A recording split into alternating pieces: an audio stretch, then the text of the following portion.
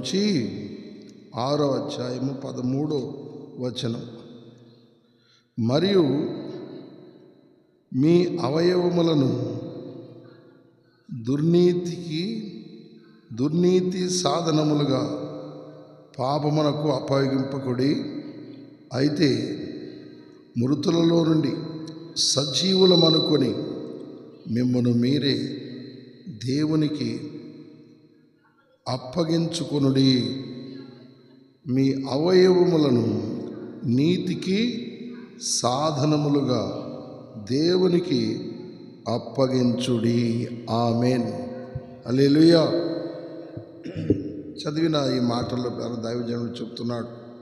ఏమని చెప్తున్నాడు అనేది మనం చూసినప్పుడు ఏమని చెప్తున్నాడంట, మీ యొక్క అవయవాలను మనకి దేవుడిచ్చాడు. ఏమిచ్చాడు? తల నుండి అరికాలు వరకు రకరకాల అవయవాలు, చేతులు, కాళ్ళు, ముక్కు, చెవులు, కళ్ళు, ఇవన్నీ కూడా మనకి ఇచ్చాడు. ఏ ఒక్కటి కూడా మనం మరి దేనికి వాడుతున్నాం అనేది అక్కడ తెలియజేస్తూ ఉన్నాడు. ఎవరికి అప్పగించాలి, ఎవరికి అప్పగించుకుంటే ఏ విధమైన ఫలితాలు ఉంటాయి. చెవులున్నాయి, దేవుని మాటలు వినటానికి వాటిని మనం వినియోగపరచాలి. తర్వాత కాళ్ళు, చేతులు ఉన్నాయి, ఆయన మార్గాలు నడిచి ఆయన పని చేయటానికి మనం అప్పగించుకోవాలంట. తర్వాత మన యొక్క కళ్ళు ఉన్నాయి, దేవుని వైపు చూడటానికి మన కళ్ళు వాడుకోవాలి కదా. మన మనస్సు ఉంది, మనము ఆయన వైపే చూసేటటువంటి వారుగా ఉండాలని. ఈ రీతిగా అన్ని అవయవాలు కదా, సమస్త అవయవాలు కూడా ఎవరికి? దేవునికి. అందుకని మీ అవయములను దుర్నీతి సాధనాలుగా మీరు అప్పగించొద్దు, పాపమునకు అప్పగించొద్దు. పాపముకు అప్పగిస్తే పాడైపోతాయి.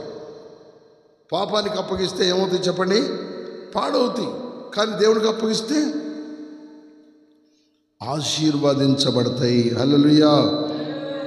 అందుకని దేవునికి అప్పగించుకోవాలి. ప్రతి విషయంలో మనం దేవునికి అప్పగించుకున్నప్పుడు దేవుడు వాటిని ఏం చేస్తాడంటండి? ఆశీర్వదిస్తూ ఉంటాడు. హల్లెలూయా. ఈ రోజున ఆరోగ్యకరంగా మన జీవితాల్లో మనం ఉండాలంటే ఆరోగ్యంగా, ఎంత ఆరోగ్యంగా ఉన్నాం మనం ఇప్పటి వరకు మన యొక్క జీవితాల్లో చిన్న వయసు నుండి, లేకపోతే పుట్టినప్పటి నుండి మనకి ఊహ వచ్చి, లేకపోతే తెలిసి ఇదిగో ఇది మంచి, ఇది చెడు, లేకపోతే ఇది దేవుడు, ఇది దయ్యము అని మనకు తెలిసినప్పటి నుండి మనము ఎంతవరకు దేవునికి మనల్ని మనము అప్పగించుకుంటున్నాం. దేవునికి మనల్ని మనం అప్పగించుకుంటున్నాం. అప్పగించుకుంటే మన అవయవాలన్నీ చక్కగా ఆశీర్వాదకరంగా ఉంటాయండి, ఆరోగ్యకరంగా ఉంటాయి. అందుకని ఈరోజు మనం చూస్తే మనిషి శరీరాల్లో, అవయవాల్లో బలహీనతలు మనం చూస్తాం. శరీరంలో బీపీ కానీ, షుగర్ కానీ, గ్యాస్ కానీ, ఆస్మా కానీ, థైరాయిడ్ కానీ, ఈ వ్యాధులు, అనేక రకాలైన బలహీనతలు మనం చూస్తుంటాం. దేవునికి అప్పగించకపోయినప్పుడు మన ఇష్టానుసారంగా, లేకపోతే సాతాను ఇష్టానుసారంగా వాటిని వాడుకుంటున్నప్పుడు ఏం జరుగుద్దంట? బలహీనతలు ఏర్పడతాయి. బలహీనతలు ఏర్పడి ఆ బలహీనతల చేత మనుషులు ఏమవుతారండి? చనిపోతూ ఉంటారు. కొంతమంది బలహీనులుగా బాధపడుతూ ఉంటారు. ఏంటి నాకు ఎలాంటి అనారోగ్యం, ఎట్లా తగ్గుద్దా అని ప్రయత్నం చేస్తూ ఉంటారు. అయితే ఇప్పుడు ప్రతి ఒక్క వ్యక్తి కూడా దేవునికి అనగా నీతికి సాధనాలుగా అప్పగిస్తుంటే మనల్ని దీర్ఘాయుష్మంతులుగా దేవుడు చేస్తాడంట. హల్లెలూయా. ఎలా చేస్తాడంట? దీర్ఘాయుష్మంతులుగా చేసి మనల్ని తన యొక్క కృపతో మనల్ని బలపరుస్తాడంటండి. చప్పుడు కూడా దేవునికి. హల్లెలూయా. అందుకని మనం దేవుని చిత్తాన్ని నెరవేర్చడానికి మన అవయవాలన్నింటినీ కూడా, మన సర్వశరీరం దేవుడు మనకి ఇచ్చాడు. ఇచ్చిన దాన్ని మనం ఆయనకి అప్పగించుకోవాలి. అందుకే యేసు ప్రభువారు వచ్చి ఈ భూమి మీద ఎలా మనిషి దేవునికి అప్పగించుకోవాలి ఆయన నేర్పించాడు. నేర్పించలేదా? యేసు ప్రభువారు ఈ భూమి మీదకి వచ్చి ఏం చేశాడండి? 33.5 సంవత్సరాలు ఉన్నాడు. ఏం చేశాడు? ప్రతి అవయవాన్ని దేవునికి అప్పగించుకున్నాడు కదా. చివరికి ప్రాణాన్ని కూడా, తండ్రి నీ చేతికి నా ఆత్మను అప్పగించుచున్నాను అన్నాడు. చెప్పులు కొడదా దేవునికి. హల్లెలూయా. అందుకనే మూడో దినాన ఏమైంది? పునరుద్ధానుడు తిరిగి లేచి ఆ యేసు నామములో మనకే సమస్తం అనుగ్రహించబడటానికి ఏమండి అన్ని నామాల కంటే పై నామం. ఎందుకంటే మనం దేవుడికి అప్పగించుకున్నప్పుడు దేవుడు అలాగా ఏం చేస్తాడు? పరిశుద్ధపరిచి అన్ని విధాలుగా అన్ని నామాల కంటే పై నామమును మనల్ని ఉంచేవాడుగా ఉంటాడు. అయితే మనం పాపములకు అప్పగించుకుంటే ఏమవుతుందంట?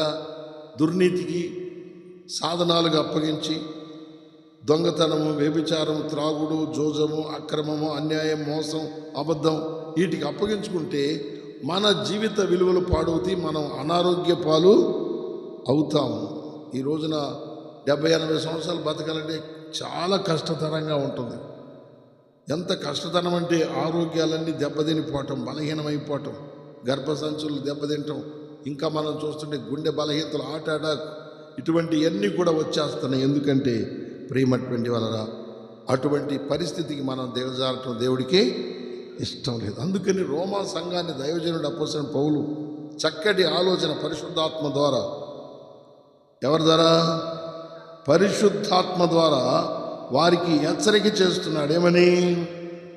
మీ యొక్క అవయవాలు దుర్నీతికి సాధనాలుగా అప్పగించొద్దు, పాపానికి అప్పగించుకోవద్దు, దేవునికి అప్పగించండి. అందుకని ఈ ఉదయకాల సమయంలో మీరందరూ కూడా ఏం చేశారు? అప్పగించుకున్నారా? అప్పగించుకుంటే దేవుడు మిమ్మల్ని ఆశీర్వదిస్తుంటాడంట. హల్లెలూయా. అందుకని మనము మన అవయవాలతో ఆ రీతిగా చేసినప్పుడు, మరి మనం దేవుని ఘనపరుస్తున్నప్పుడు ద్వారా దేవుడు మనకి దీర్ఘాయువునిస్తాడు.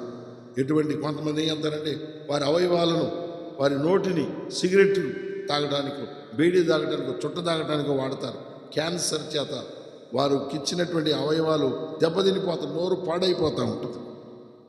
పానుపరాకు, జరద, నానా విధమైన గుట్కాలు వేసుకొని ఆ పళ్ళు గీళ్ళంతా పాడు చేసుకుని నోరంతా పాడు చేసుకుంటారు కదా. ఎందుకంటే వారి జీవితాలలో ఎవరికి అప్పగించుకోవాలో వాళ్ళకి తెలియదు. ఆ యొక్క వాటి కోసం వీటి కోసం వాటికి వీటికి బానిసలు అయిపోయి వాటికి అప్పగించుకుంటుంటారు. కొంతమంది త్రాగుడు అలవాట్లు అయిపోయి వాళ్ళ అవయవాలు దెబ్బతింటూ ఉంటాయి. సిగరెట్లు తాగి వాళ్ళ యొక్క బలహీనతలు దెబ్బతింటాం, వాళ్ళ ఆరోగ్యాలన్నీ పాడవుతూ ఉంటాయి. ఇట్లా పాడవుతుంటే వాళ్ళు గమనించరు. కానీ ప్రతి ఒక్కరూ మనం గమనించుకోవాలి. దేవునికి అప్పగించుకుంటే దేవుడు ఆరోగ్యాన్ని నీకు ప్రసాదిస్తూ ఉంటాడు. హల్లెలూయా. ఎంతో ఆరోగ్యాన్ని, మంచి ఆరోగ్యం దేవుడు ఇస్తాడు. మంచి ఆరోగ్యాన్ని దేవుడు నీకు ఇస్తాడు, మంచి విలువలు నీకు ఇస్తాడు.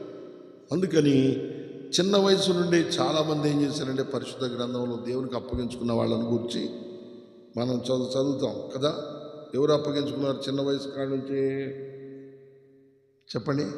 పరిశుద్ధ గ్రంథంలో మీకు తెలిసినటువంటి వాళ్ళు ఎవరన్నా ఉంటే టకటక చెప్పండి. సమూయేలు చిన్న వయసు నుండే దేవునికి అప్పగించుకున్నాడంట. అందుకని అతని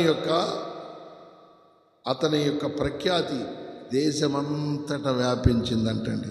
ఏంటది? ఆ చిన్నప్పుడే దేవునికి అప్పగించుకున్నాడు. వాళ్ళ తల్లి దేవుడితో నిబంధన చేసుకుని దేవుడికి అప్పగించుకుందంట. ఆ పిల్లోడిని దేవుడి చేతుల్లో పెట్టిందంట. గొప్ప ప్రవక్త అయ్యి అతని కీర్తి ఆ దేశమంతా వ్యాపించిందంటండి. హల్లెలూయా. ఎందుకంటే అంత కీర్తి కలిగిన వాడుగా, అంత పేరు కలిగిన వాడుగా, అంత జ్ఞానవంతుడుగా, అంత పరిశుద్ధుడిగా, అంత నీతిమంతుడుగా అతడు కీర్తిని పొందాడు కదా. దేవునికి అప్పగించుకోకుండా మనుషులకు అప్పగించుకొని సాతానికి అప్పగించుకున్న వాళ్ళు అలాంటి కీర్తిని పొందుకోలేకపోయారు, అలాంటి ఘనతను పొందుకోలేకపోయారు. అందుకని ఈ రోజున మనం చూస్తున్నాం ప్రభువైన యేసుక్రీస్తు తండ్రికి అప్పగించుకున్నప్పుడు ఈ రోజున ప్రపంచం అంతటి కూడా, ఒక దేశం కాదు, ప్రపంచం అంతటి కూడా యేసుక్రీస్తుని ఈ రోజున ఆరాధించటానికి యోగ్యత కలిగినటువంటి వాడని గుర్తిస్తూ ఉన్నారు అనేకులు. ఎందుకంటే ఆయన మంచివాడు, మంచి క్రియలు చేశాడు, తండ్రి చెప్పిన క్రియలు. అందుకని యేసు ప్రభువారు ఈ భూమి మీద ఉన్నప్పుడు చెప్పాడు, నా అంతట నేను ఏమీ చేయను, తండ్రి నాకు ఆజ్ఞాపించిన వాటినే చేయుచున్నాను అంటున్నాడు. హల్లెలూయా. తండ్రి నాకు ఆజ్ఞాపించిన వాటినే చేస్తున్నాను. మరి నీ సొంత ఆలోచన ఏమీ లేదా అంటే లేదు. తండ్రి నేను ఏకమై ఉన్నాము, తండ్రితో నేనేమై ఉన్నాను? ఏకంగా ఉన్నాను. ఈ రోజున దేవునితో ఏకమై మనం దేవునికి ఇష్టలుగా మనం పరిశుద్ధంగా జీవిస్తే ఎంతగా మనం ఆశీర్వదించబడతాం, ఎంతగా వృద్ధి చెందుతాము, ఎంతగా. చాలామంది తెలియక వాళ్ళకి వీళ్ళకి అప్పగించుకుంటూ ఉంటారు. అప్పగించుకున్నప్పుడు ఏమవుద్ది చెప్పండి, ఏమవుద్ది? వాళ్ళు నిన్ను బలహీన పరుస్తారు. నీ యొక్క ఆశలు, ఆ అలవాట్లు, ఏమంటే రకరకాలైన క్రియలు, వాటికి మనం అప్పగించుకున్నప్పుడు మనం బలహీన పడిపోతూ ఉంటాం కదా. అందుకని మనం జ్ఞాపకం చేసుకోవాలి. దైవజనుడు చెబుతున్నాడు, మీరు దుర్నీతికి అప్పగించుకోవద్దు, పాపానికి అప్పగించుకోవద్దు. ఏం చేయొద్దు చెప్పండి. ఎందుకంటే మనుషులు జ్ఞానం లేని వారయ్యి దేనికి అప్పగించుకోవాలో, ఏది తినాలో, ఏది తాగాలో, అదేమంటే నేను జ్ఞానవంతుడిని అంటారు, నేను తెలియగలిగిన వాడిని అంటారు, నాకు అన్నీ తెలుసు అంటారు. ఇలాంటి అజ్ఞానమైన వాటికి అప్పగించుకొని బలహీన పడిపోతూ ఉంటారు. ఎంత తెలియగలిగిన వారు, ఎంత జ్ఞానవంతులు, ఎంత పరిశుద్ధులు, ఎంత నీతిమంతులు, ఏమంటే ఎంత యథార్థవంతులని గమనిస్తుంటే ఈ వ్యర్థమైన వాటికి అప్పగించుకొని వాళ్ళ జీవితాలే వ్యర్థం చేసుకుంటూ ఉంటారు. కానీ మన జీవితాలు వ్యర్థపరచబడకూడదు. కీర్తికి ఎక్కాలి. హల్లెలూయా.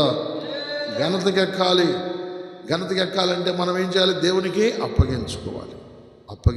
దేవునికి అప్పగించుకోవాలి ప్రతి విషయంలో. ఎందుకంటే దేవుడు మన పట్ల మంచి ఉద్దేశాలు కలిగి ఉన్నాడు. దేవుడు చెప్పాడు, ఏమని చెప్పాడు? నేను నా కీర్తిని, మంచి పేరు నీకు ఇస్తాను. అందుకని ఆ కీర్తి, ఆ ఘనత, ఆ పేరు ఎవరు పొందుకోవాలి? అలాగా మనం చదువుతాం లోకాసు వార్త 2వ అధ్యాయంలో 52వ వచనంలో గమనిస్తూ వస్తే అక్కడ ఆయన మనుషుల దయందును దేవుని దయందును వర్ధిల్లాడు అని ఉంటుంది అక్కడ కదా. యేసు జ్ఞానమందును వయస్సునందు దేవుని దయందును మనుషుల దయందును వర్ధిల్లుచు ఉన్నాడు. హల్లెలూయా. జ్ఞానమందును వయస్సునందు. వయస్సు, అరే నీకు ఎంత వయసు వచ్చింది, నీకు బుద్ధి లేదురా, బుద్ధి లేదా? ఏమ్మా నీకు ఎంత వయసు వచ్చింది, నీకు బుద్ధి లేదా అని అంటుంటారు కొంతమంది. ఎందుకంటే వాళ్ళకి వయసు వచ్చినా కూడా ఇంకా నీ జ్ఞానం రాదు. జ్ఞానమునందును వయస్సునందు మనుషుల దయందును దేవుని వర్ధిల్లుతూ. ఎందుకంటే దేవునికి అప్పగించుకోవాలి. అందుకని అలాగ మనం అప్పగించుకుంటున్నప్పుడు నువ్వు జ్ఞానమునందును వయస్సునందును వర్ధిల్లుతూ ఉంటావు. ఎదిగే కొద్ది నీకు మంచి జ్ఞానం, దేవునికి అప్పగించుకున్న ప్రతి ఒక్కరి జీవితం అలాగా. అందుకనే యేసు ప్రభు పుట్టింది మొదలుకొని చనిపోయేంతవరకు కూడా ఆయన తాను తండ్రికి అప్పగించుకున్నాడు. ఆయన ఏమి చేసినా ఆయన ఇష్ట ప్రకారంగా. అంటే సహజంగా మనిషి భూమి మీద పుట్టినాక సొంత ఇష్టం అనేది ఉంటుందా? సొంతగా మన శరీరం కోరుకునేది, మన శరీరం ఇష్టపడేది ఉంటుంది. తల్లిదండ్రులు ఇష్టం కొంతకాలం చేస్తారు పిల్లలు. పెళ్ళైనాక భర్త ఇష్టము, తన ఇష్టం, లేకపోతే అలాగా యవ్వన కాలంలో తన ఇష్టం చేయడానికి ఇష్టపడతారు. ఎవరిష్టం? నా ఇష్టం, నాకు నచ్చింది, నాకు ఇష్టం వచ్చింది అన్నట్లుగా వాళ్ళ ఇష్టాన్ని, తల్లిదండ్రుల ఇష్టమని చిన్నప్పుడు నెరవేరుస్తారు. పెద్ద అయినాక ఆ యవ్వన కాలంలోకి వచ్చిన తర్వాత నా ఇష్టం అంటారు. వాళ్ళ ఇష్టాన్ని బట్టి వెళ్ళిపోతూ ఉంటారు. తర్వాత కొంచెం వివాహం అయిన తర్వాతనేమో భర్త ఇష్టం, మా ఆయన ఇష్టం అమ్మా అంటుంటారు. ఎందుకంటే ఇప్పుడు గమనిస్తుంటే అలాగా వాళ్ళ ఇష్టాన్ని. యవ్వన కాలంలోనేమో ఎంజాయ్, నా ఇష్టం, లోకంలో ఆనందించాలని లోకంలో పరుగులెత్తిపోయి వాళ్ళ ఇష్టాన్ని చేసుకుంటా ముందుకు వెళ్ళిపోయి వారు దారి తప్పిపోతుంటారు, బలహీన పడిపోతుంటారు. అందుకని దేవుడి ఇష్టాన్ని మానవుడు గుర్తించాలి. దేవుని ఇష్టాన్ని గుర్తిస్తే దేవుడు చక్కగా మనల్ని నడిపిస్తాడు. నాకైతే దేవుడి ఇష్టం తెలియనప్పుడు, లేకపోతే నేను ఎలా బ్రతకాలో తెలియనప్పుడు, నేను అనుకున్న ఈ లోకంలో మనం బ్రతకలేము, చనిపోవడమే మంచిదని తీర్మానం చేసుకున్నప్పుడు దేవుడు అన్నాడు, ఇదిగో నేను నీకు తోడుగా ఉంటాను. హల్లెలూయా. నేను నీకు తోడుగా ఉండి నిన్ను నడిపిస్తాను, నిన్ను బలపరుస్తాను. నా ఇష్టం చెయ్యి, ఇది నా ఇష్టం, నువ్వు మారి ఇదిగో నా మార్గంలోకి రా అని చెప్పగానే వెంటనే దేవుని మార్గంలోకి రాడు. ఆలస్యం చేయకుండా, ఏది ఉన్నా ఏది లేకుండా, ఏది తిన్నా ఏది తినకున్నా, ఏది ధరించినా ఏది ధరించకపోయినా దేవుని ఇష్టం ఏదో దాన్ని చేయాలనుకొని ఆయన అడుగులో అడుగు వేసినప్పుడు ఎంతగా ఆయన నడిపిస్తూ ఉన్నాడు. హల్లెలూయా. మనం గ్రహించుకుని మనము దేవుని ఇష్టానికి మనం లోబడటానికి దేవునికి అప్పగించుకోవాలి, నీతికి సాధనాలుగా అప్పగించుకోవాలని చెప్పాడు అక్కడ కదండి. అందుకని మనం గమనిస్తూ ఉంటే అలాగ మనం అప్పగించుకోవాలంట. అప్పగించుకున్నప్పుడు అద్భుతమైనటువంటి రీతిలో మనల్ని దేవుడు ఏం చేస్తాడంట, మనల్ని స్వాతంత్రులుగా మనల్ని చేస్తాడు.